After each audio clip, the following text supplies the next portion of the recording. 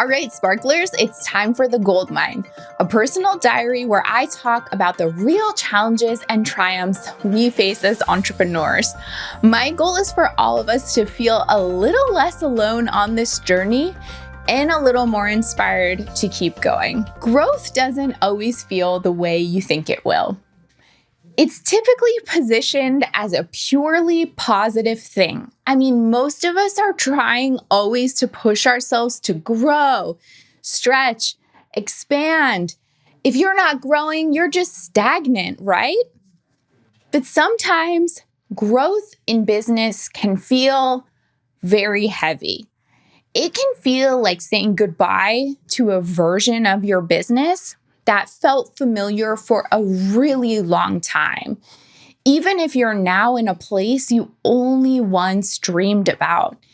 This can mean letting go of a routine that used to work, a product line you loved, or even a version of you, the one who started all of this, that scrappy and hopeful and maybe a little bit naive new business owner.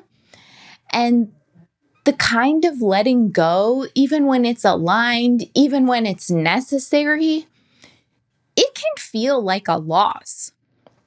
I've felt this a lot of times in my own journey when I started hiring team members, when I stopped offering certain services, when I said no to clients I knew weren't a good fit. Even when I made strategic decisions that pulled me away from things that were technically working, but no longer fit where I was going. And from the outside, those moments can look like wins, like progress, like up-leveling. And as I said, those moments of change are probably things I used to dream about that are finally coming true.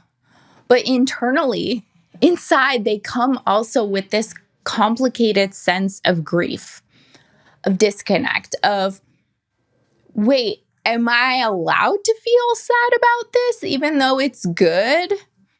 And the answer is yes, absolutely. Here's another weird feeling, especially earlier in your business.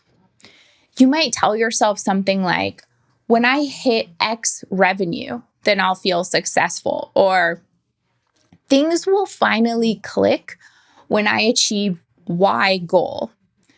So it can be pretty disorienting when you actually do hit that milestone and you realize it comes with a whole new set of challenges and you're not magically happy like you thought you'd be.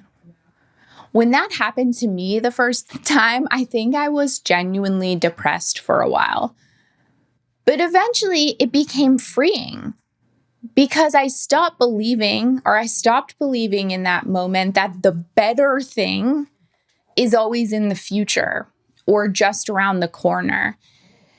And it inspired me, at least, to start living more in the moment, appreciating both the good and the bad of where I am right now in my business. I think what no one really tells you is that every new version of growth, every evolution, usually requires some kind of shedding. You have to release the things that no longer support the business you're becoming. And that doesn't always happen cleanly. It's usually messy. At least it is for me, very messy. And also for me, because I am emotional, it's typically very emotional.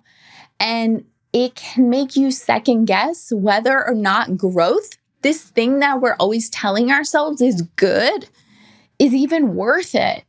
Because it comes with new problems, new pressure, new responsibilities. In the wise words of Biggie, mo money, mo problems. But here's what I'm trying to remind myself, and maybe you need to hear it too. Feeling that loss doesn't mean you're doing it wrong. It means you're in it. It means you care. It means you've built something real, something worth missing, even as you move forward. So if you're in that weird space right now where everything is quote unquote working, but you still feel off, or if you're stepping into a new chapter but quietly grieving what you're leaving behind, I want to offer you that it's okay to have complicated feelings. Growth isn't a straight line. Sometimes it's a downward spiral, Sometimes it's bittersweet. But if you can hold space for both the excitement of what's ahead and the tenderness of what you're releasing in this process, I think that that's where the real transformation happens.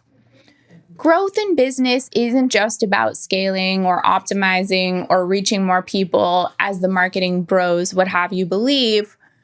It's also about expanding your capacity for change, for honesty, for nuance, for bravery and courage.